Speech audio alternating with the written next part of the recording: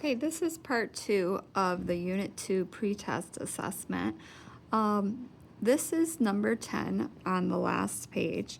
It asks you a true or false question about if this side of the equation is equal to the other side. So you could solve each side and see if they're the same amount. You could also just think logically, if this is 30 times 9, that means it's 39 times. If I'm doing 3 plus 10, it's going to be 13, and then I'm timesing it by 9. 39 times can't be the same as 13 9 times because 13 is a lot less than 30. So this would be false. The next one is breaking up the 16. I can see that the 16 times 18 over here, there's also a 16 over here and a 16 there. This is one of those problems where you might want to break up the problem to see if the 16 is not separated, but the 18 is. What would the 18 be separated as? 10 and 8 more.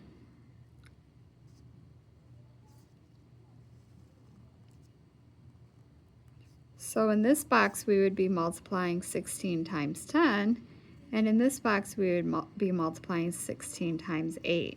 So you can see 16 times 10 as this box, and we talked in class about the parentheses being each of the boxes, and then this box was the 16 times 8. So when you add those two amounts together, you're getting the whole amount that you would get when you're doing 16 times 18. So this is true. The next one is kind of like doing, if we're doing 3 times 300, is it equal to 3 times 3 and then timesing it by 100?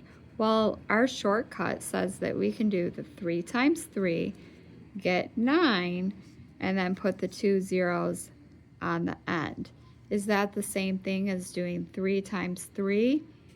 That would be 9. And timesing it by 100, 9 100ths is 900. So this is also true.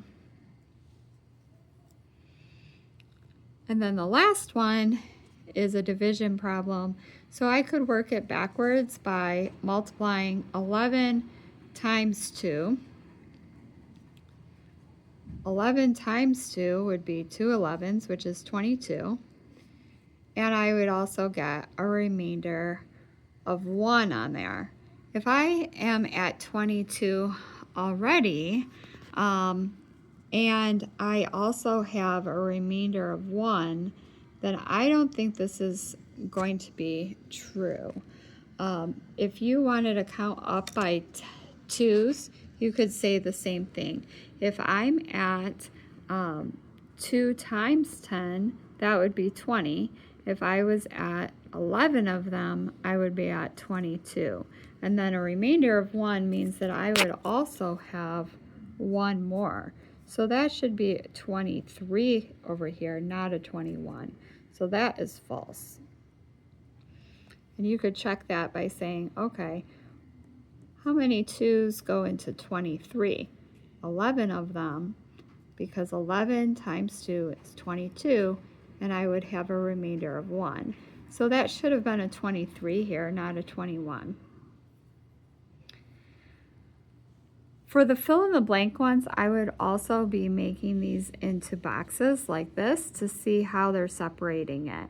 If they're doing times 10, so this side has to be equal to this side.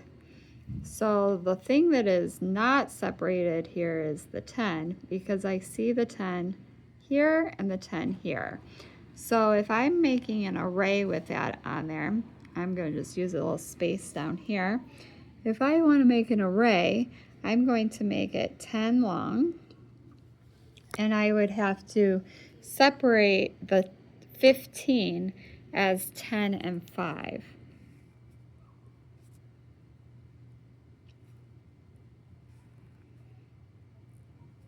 in this box, I would have 10 times 10.